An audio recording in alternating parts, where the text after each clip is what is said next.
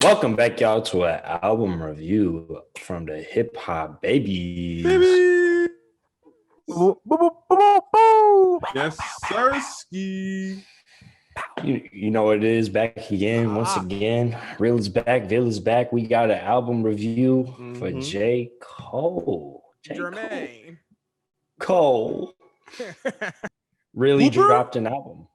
Everything? The guy who was playing in the African League?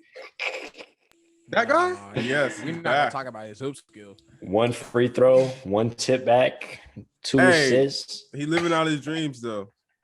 Dialing a dream like his trash. Why you guys talking about it? No, we're not gonna talk about his hooping skills. That nigga is trash. Dialing a dream, like he always said, man. This man, I think this proves he's people. I think a lot of people started to sleep on J. Cole recently because of KOD. And I think because maybe even For Your Eyes Only to a certain degree. You know, some people really love that project. I don't know if it was universally acclaimed. I don't know, but it's not one of my favorites by him. So I think that this is like exactly what we need to be reminded that J. Cole is J. Cole. Like he's in another league. He's in another tier. As far as compared to the other rappers maybe in his lane. You know, some people were putting him in the same lane as Meek, trying to drop him way below Kendrick. I mean, I'm not trying to say he's on the same level. You know, we probably get into that more, but this was much needed for the mainstream. This is much needed for music, I think. Yeah, I think so too. Since For Your Eyes Only, right? I haven't been fucking with J. Cole albums like that. So this one is really, something that brought me back to, old day Cole or like feature Cole. Because, feature Cole never really left. He was always killing features during this entire time, but he never really had a project that really spoke to me, synced up right, anything like that. I don't care about Folding Clothes. I don't care about, Kevin's Heart and shit like that. So those albums didn't. Nah, I didn't even really like that song. That track was dope. Okay. I mean, it was cool. That's like one of the best tracks on the album, and it like didn't resonate with me that well. So I mean, that could tell you as much as I fucked with KOD and how much I fucked with For Your Eyes Only. But this album is a return to greatness. I think the reason why, he took a little break. I mean, he did drop the Dreamville album, and that was really cool. It was different. Ray was calling me out on it. Ray, say what you had to say, bro. Say what you have to say. But speak your truth, bro, because you were saying that this album wasn't like all that, and I feel I kind of felt like that maybe at first. It was like it's dope. It gives me mixtape Cole vibes. It feels like he's having fun again. But at the same time, is it better than his other projects? I don't know. I kind of do know, I think, but I don't know.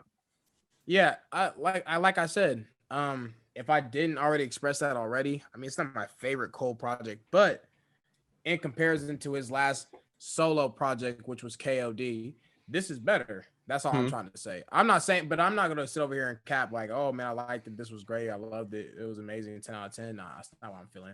But I mean, it was cool though. I'm speaking my truth, King. I'm speaking my truth, King. Okay. I think that. I think that if you like J. Cole, you are going to like this album 100%. That's how J. Cole fans always like their albums, right? J. Cole fans was rocking with For Your Eyes Only, they was rocking with KOD. But this one is going back to the mainstream Cole that we know and love, who can make hits, make songs for everybody to listen to. And it's always when this man talks about himself and he's just rapping. He's just rapping about his life, things that's going on in his life, shit like that. I've seen it with, you could say Born Sinner has a little bit more of a theme to it, or Forest Hill Drive has a little bit more of a theme to it. But I feel like it's just different versions of Cole, and whichever one you like the best is which one is going to be your favorite. I don't think that the quality dropped from Forest Hill Drive on this one. I don't think the quality dropped from Born Sinner on this one. I think it's just different versions of himself, and whichever one you like best is the one that's going to be the best album for you. I think that's how highly I regard this album and how good it is. So you saying this is on the same tier as Born Sinner and what was the other one you said? Forest Hill Drive. Yep. Okay, so you're saying they're on the same tier? Mm-hmm. I respect it. I mean, the thing is, like, I kind of agree with what he's saying because it's been a minute since a Cole project has had me I wouldn't say because I was playing KOD a lot, but like it's different. I'm actually like enjoying it. I'm getting more out of each listen. With KOD, I felt like he was trying to do something and push a message on me, and some of it did hit, but it wasn't as deep as Cole was making it. With this, it wasn't focused on that, as Lee is saying. He's just focused on give me dope beats, give me something I could just rap about, and I'll rap about my stuff. Getting back to introspective Cole, which is dope.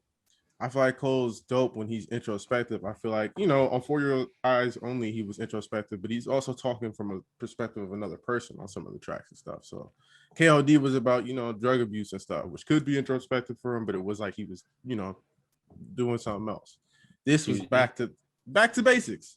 That one wasn't true to him though. I feel like, the abuse of drugs, he was speaking from almost an outsider's perspective. That's an opinion. I just think it's a step back, a big step back in the right direction. You know what I'm saying? And we get into tracks as he's saying, but I feel like KOD was more focused on, well, all these younger rappers are promoting drugs. I need to make an album to not condone it and be anti-drug use to a certain degree, but also talk about the struggles with drug use. It just didn't fully click. And in the last track, he took a shot at everybody, all the younger rappers like Lil Pump, and then said that this album and the Fall Off was going to drop, and then now this is dropping, and it has no correlation to that. So I think that was a good move. This feels fresh, like it feels new. It's what we needed. And the features, like I said, getting features, everything, it brought new life into Cole. Yeah, let's get into the track list. Let's do that. Yeah. Starting off, bro. We got Cameron. We got 95 South. Cameron. Killer Cam. That was a dope intro. Killer's got some crazy energy, and Cole matched it right after with the verse, and then the outro where represent your shit, motherfucker. Like, goddamn, they went hard for sure. I wasn't expecting it when I first played it. I actually played this album first thing when it came out, and I was at work, and I worked at a food spot, and I was blasting it. This is the first song that comes on, bro. I was like, goddamn. I was expecting some more, laid back type shit, but this is the move we're going with. So I was like, I gotta listen to this by myself, bro. I can't listen to this shit. And this track gave me January 28th vibes, where it's just him talking about like how he's had to come from the bottom, even like with the track listing. Even the name of the track. That's right? what I'm saying. The track 95 title. South. That's the street. So that's what I'm saying. So I feel like he tried to get back to his roots. Just start out hitting hard, talking about where you come from and what you've done to make it to the top. And Cameron, like you said, throwing those little ad-libs and stuff and doing the little, that was clean. I wanted a verse damn near, but it doesn't matter. It's dope to see him get his love on this album. Thanks.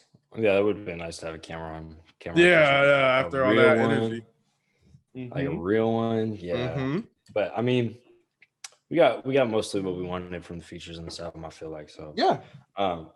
Amari though, ACS some insight on Amari and the beat making. Timbaland does this cool thing with people who are producers, showing love to producers, and it's like this whole YouTube channel where they sit there and they review beats and listen to beats by underground beat makers. And so he was doing this whole beat selection, and he was going through the beats he made, and that was one of them. And he didn't even save it. And Cole was like, "Yo, let me get that beat." And Tim was like, "Bro, I didn't even save that." And so he remade it for him, and then he spit on it, and he sent it to Timbaland, and Timbaland was going crazy about it. I mean, it's fire. Like it's like one of those chill, laid back beats, but it comes in with that bass and that little bump, and you got the drums and all that stuff in there, and it's hitting. So this is one of my favorite tracks, easily. I would agree. I would say most people, this is their favorite track. This track is hard. Yeah, he dropped the video for it out the gate. Yeah, that was the first video, and it was dope. It was dope. Him flexing Dreamville cool. and everything. Yeah, we had to make it out the snow when it was cold. That nigga, hey, J. Cole. That's what I'm saying. Like, and he showed his versatility on this project. And I'm not trying to say he drifted away from that, but I think he was like more so focused on doing one or the other, or like he wouldn't do it well. I feel like on this album, he mainly focused on rapping, but he did still show that, that he could still, sing and do everything every once in a while. And that was dope to see. Yeah, it wasn't forced. It wasn't like you trying to like showcase your abilities, but like just what caters to the song at the moment. And it was really appreciated. I liked Amari a lot. Amari is definitely one of my favorite tracks. I know it's like the hit like out of all. But yeah, Shout out Timberland, man. Didn't even want to save that beat. That's the funniest thing. That's the craziest thing about it. Like throwaway, that's a throwaway. Okay, that's a throwaway, and Cole made it a hit. That's wild to me. Yikes. Next song we got on here. This one hits hard. This is probably actually my favorite song. Is My Life. 21 Savage, J. Cole. That's the best duo in modern rap history right now. Hey, they be floating on the track together. I don't even understand. I don't get it. Nobody expected it. Nah. I mean, after a lot, like when I seen it on My Life, I was like, I know he's gonna kill it, but like, why did they work so well together? I have no clue. It's 21 Savage is cool. It's cool, man. 21 Savage is a solid rapper. Like as far as like he could hold his flow. He can talk about something and focus on it and also make it like kind of like grimy. You feel me? I feel like with this production, which like you saying, Timberland and stuff like that, like with the production on this album, it's more upbeat. And it's not like KOD where it was like just basic trap. It still felt like J. Cole production and him just rapping and flowing over it. And I feel like he just told 21, like, here, man, like, let's just make another. I wouldn't say they made another a lot, but like, let's get back to the basics, man. Like, let's just make a dope ass track. I feel like the energy was the same. Killer. Yeah, I feel like the energy is the same. Like they were like, we're not gonna go over here and just make a lot again, like a remix to a lot, but we're gonna keep that same energy. And they did. Like it was tough for real. I don't know. It's just funny because 21 Savage is one of those rappers like you not. I don't even know how to say this. Like you check for 21, but it's not someone that you just is high up there on your totem pole. But I mean, every time he comes, he delivers. So, you know, this is a good combo that we see in is 21 J. Cole, which is crazy. But hey, shout out to 21 Savage for real. Moray's part, that hook was killer as well. So I mean, shit, man. Shouts out to you. I like that the theme was actually very similar to a lot. You know, a lot was talking about, you know, dealing with money issues and other problems that you got as fame comes, and how your life is going. And then this one was more like, you know, losing people, dealing with loss. 21's got a funny spin on it, you know, talking about himself, about how he's killing people. So it's like J. Cole's talking about in the beginning about how he loses people, and then 21's talking about how he's going and murking those people. So it's like the duality of it. It's really cool. The song comes together really well, making sure that you give teddy bears to the mamas so they don't cry and shit. Hilarious. He's just hilarious on everything. He's got so much charisma. He brings his own personality to the track. That's why, you know, I just love 21 features every time they come. I'm a bigger 21 Savage fan than AC. I know AC says he's not high up on his totem pole, but he's like, you know, one of the best trap rappers in the game right now. So yeah, I mean, depending on what category you're putting them in. So you're talking about trap rap, and yeah, of course. But if you're talking about just hip hop as a general, no. The next song, Applying Pressure. AC, you want to go first, bro? Hard. So when y'all was talking about how this, you know, reverts back to the old J. Cole and him spitting and him not having really just like a concrete theme per se, I think this is what you're talking about when I hear and when you guys speak about that. This is what I think of, because this song, he was just going in on a hard beat, like no cares in the world, just spitting. J. Cole, like it wasn't more so like going back to the whole theme thing. It wasn't more so talking about drugs. It wasn't more so talking about, you know, a female. It wasn't this and that. It was just him just rapping. Like he was just free in the rap game. He's doing what he loves, and that's showcased through this track. And I loved it. Besides the beat was hard. The beat was knocking, but he was just going. Like his flow was nice. This was one of my favorite tracks too. I have my 3, so this is another one. So this is number 2, but this was a dope track for me.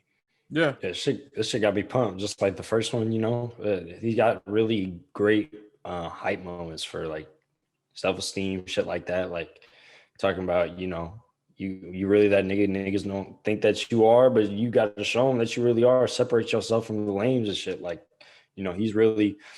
I feel like he's not speaking like empty platitudes at me. He's just speaking from experience and shit. Like, you know. And that helps it resonate better with the listener, in my opinion, you know, when he's talking about stuff that actually really relates to him. And I'm like looking at Cole's image and what he's saying, and, you know, they reflect each other. And I think that's mainly what the theme is for me for this album, is just, you know, Cole's on his shit again. It's the off season, you know, get ready. He's going to hit you in the mouth with some fucking fierce. Right.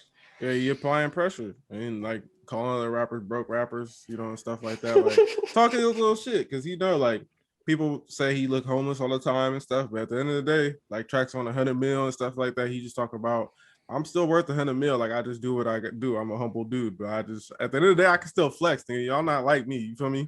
And pride is the devil. Then he goes pride is the devil. I like the titles too. The titles kind of like flow into each other. So, you know, punching the clock, you know, you going to work and then you're worth 100 mil. You know, he's been grinding for a minute.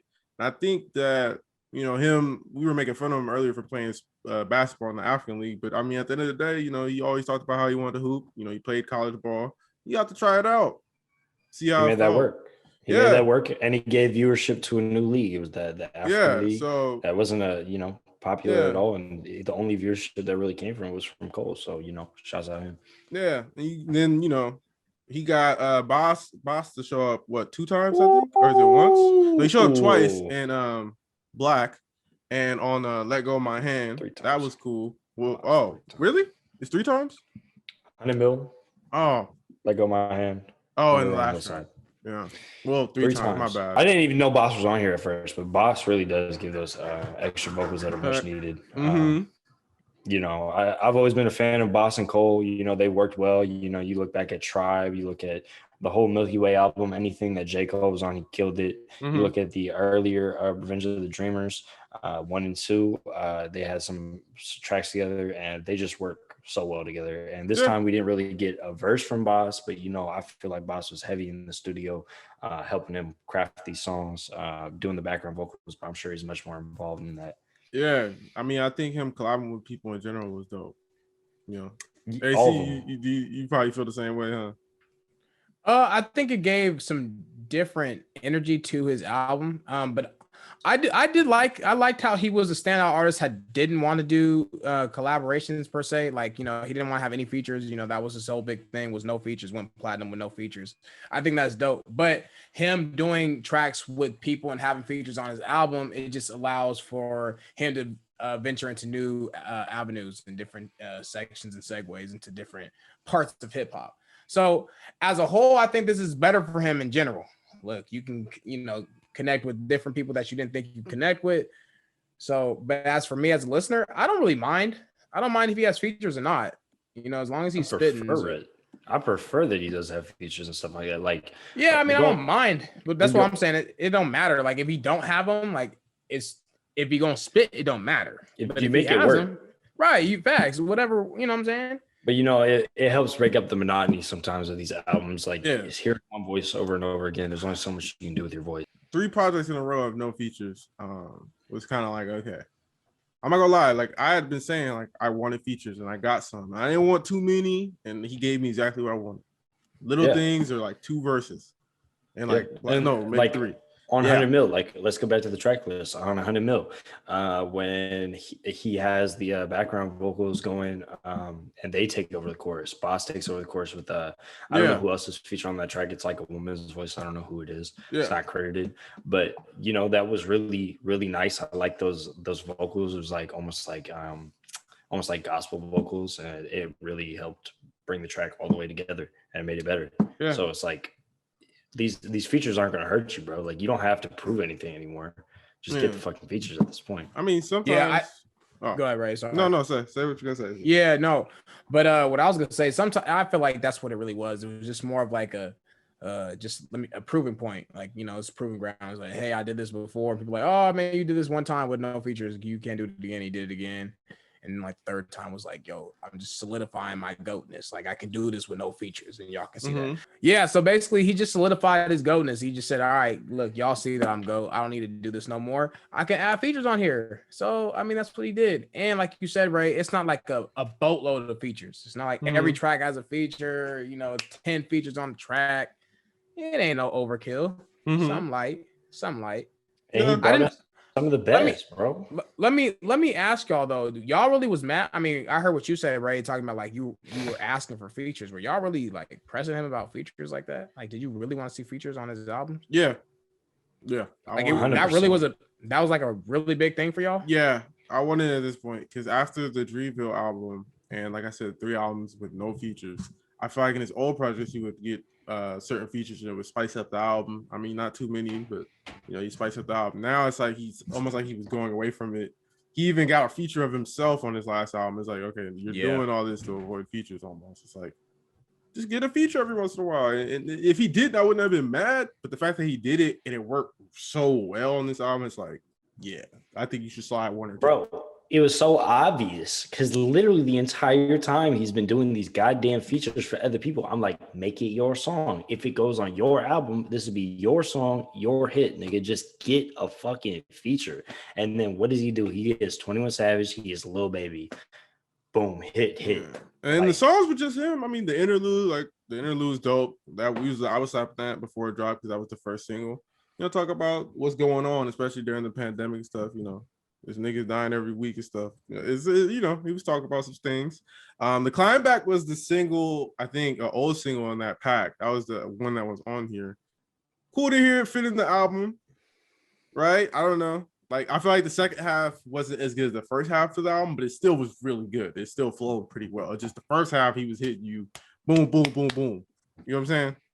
Yeah, I mean, I really like I think what you're talking about is like as soon as it hits interlude, then it like kind of drops off. But the Climb Back is still like really good track and it fit in there really well.